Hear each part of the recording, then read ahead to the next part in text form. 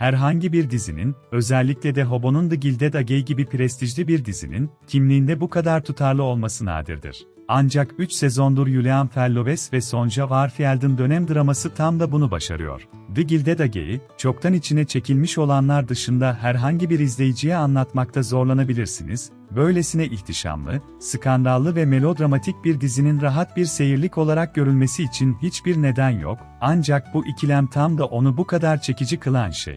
Broadway camiasındaki yüzlerin gerçek bir kimliği, geniş bir topluluk için hikayeyi sürekli hareket ettiren esintili bir tempo ve Christine Baranski'nin yer aldığı her sahnede yapmaya devam ettiği her şey sayesinde, The Gilded Age, öncekilerin yanına sorunsuz bir şekilde yerleşen 3. bir bölüm için geri dönüyor. Uşak Jack'in saatinde neler olup bittiğine dair bir güncelleme de dahil olmak üzere 3. sezonda, aynı şeylerin daha fazlasını arıyorsanız hayal kırıklığına uğramayacaksınız. Bununla birlikte, 3 sezon bir dizi için bazı büyük sarsıntılar olmadan geçecek uzun bir süredir ve bu bağlamda The Gilded Age de bunu başarıyor. Bazı önemli iniş çıkışlar yaşayan önemli aşkların yanı sıra dizi, o dönemde dünyayı yavaş yavaş etkilemeye başlayan bazı büyük meseleleri, özellikle de New York'un en varlıklı ailelerinden bazıları için yaklaşmakta olan mali krizi ele almaktan çekinmiyor.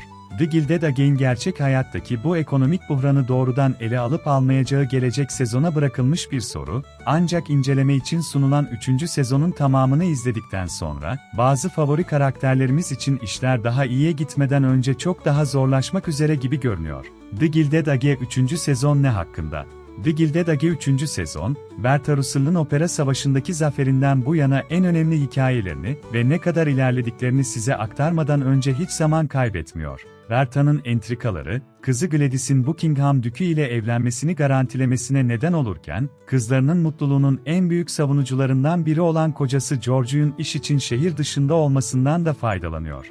Bertha'nın tüm işgüzarlıklarının ortasında, Merritt Wever tarafından canlandırılan ve daha az ayrıcalıklı geçmişinin istenmeyen bir hatırlatıcısı olan kız kardeşinin gelişiyle geçmişten gelen bir sürprizle de karşılaşıyor. O arada, Bertha ve George'un oğlu Larry, geçen sezonun sonundaki öpüşmelerinin ardından Marian Brooke ile olan ilişkisini kamuoyuna açıklamak niyetindedir. Ancak Marian'ın isteksizliği daha çok son iki nişanının oldukça aleni bir şekilde feshedildiği gerçeğinden kaynaklanmaktadır. Bu nedenle, itibarının iyiliği için, kısa anlarda yalnız kalmanın yollarını aramaya devam etseler bile, her ikisinin de biraz sabır göstermesi gerekecektir. Russell'ların mevcut ikilemlerinin hiçbirine, birilerinin onlarla ilgili ayrıntıları basına sızdırıyor gibi görünmesi yardımcı olmuyor. Tek soru şu, kim? Sokağın karşısında yaşayan Marian ve teyzelerine gelince, yeni dul kalmış ada Forte nakit akışından sorumlu olduğu için Van Riech'in evinde işler belirgin bir şekilde değişmiştir. Agnes'in teknik olarak evin sahibi, adanın ise evin çalışanları tarafından yeni metresi olarak görülmesi,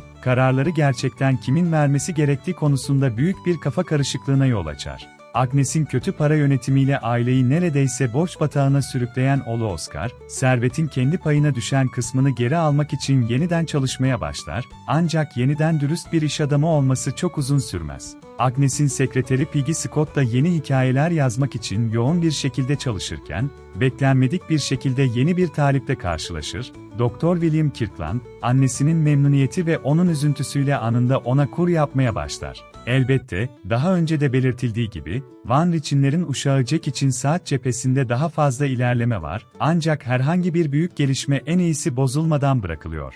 Bayan Astor'un hoşuna gitse de gitmese de, daha büyük, toplum çapında gerçek ilerleme devam ediyor, ancak eve çok daha yakın bir yerde belirli bir skandal meydana geldiğinde 400'de meydana gelen değişikliklere uymaktan başka seçeneği olmayabilir. The Gilded Age 3. sezonda farklı yüzler öne çıkıyor. The Gilded Age'inki kadar geniş bir oyuncu kadrosuyla, dizinin belirli hikayeleri daha çok bir döner kapı gibi ele alması mantıklıdır. Bazı karakterler bir sezonda ön plandayken bir sonraki sezonda daha ikincil hale gelir. 3. sezon, bu etkileyici topluluğun genç neslinin nihayet daha fazla ilgi odağı olmaya başladığını hissettiriyor. Grace Russell'ın nihayet yuvadan ayrıldığını ve toplumdaki yeni yerini aldığını gördüğümüz noktanın da bu olması tesadüf değil.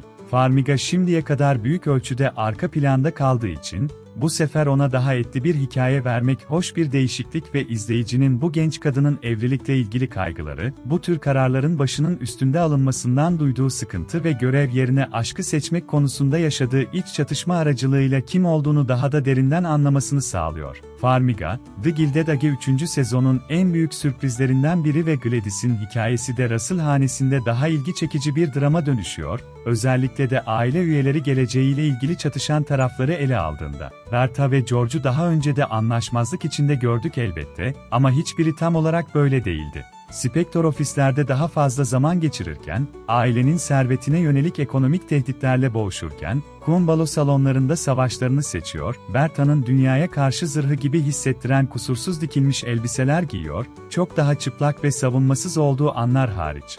Gladys'in aksine, Piggy yıllar içinde dizide giderek artan bir varlığa sahip oldu, ancak Benton'un 3. sezon hikayesi şimdiye kadarki en iyisi. Evli gazete yayıncısı Thomas Fortune ile olan lanetli ilişkisinden sonra, dizinin Peggy'ye şimdilik başka bir ilişki vermemesini bekleyebilirdiniz, ancak 3. sezon tam tersini yaparak onu Doktor Kirkland ile tanıştırıyor. Peggy, The Gilded Age'de aşk bölümü de dahil olmak üzere, desteklemeden edemeyeceğiniz karakterlerden biri, bu yüzden dizinin diğer çiftlerinden bazılarının yanında onun için yeni bir romantizmin çiçek açmasını izlemek keyifli ve anlatı tarafından aynı önemle ele alınıyor. The Gilded Age 3. sezon eskisinden daha da karanlık olmaktan korkmuyor. Bu sezon The Gilded Age'in her bir ilişkisi için, inatçı annelerden mali sıkıntılara ve hatta boşanmanın utancına kadar, çatışma notları olsa da, dizi her bölümün sonunda her konuyu tahmin edilebilir bir şekilde çözme tuzağına da düşmüyor. Bazı sorunlar para atarak çözülemez ve birçok durumda para, yardımcı bir çözüm olmaktan çok daha büyük bir sorunun kökü olduğunu kanıtlıyor.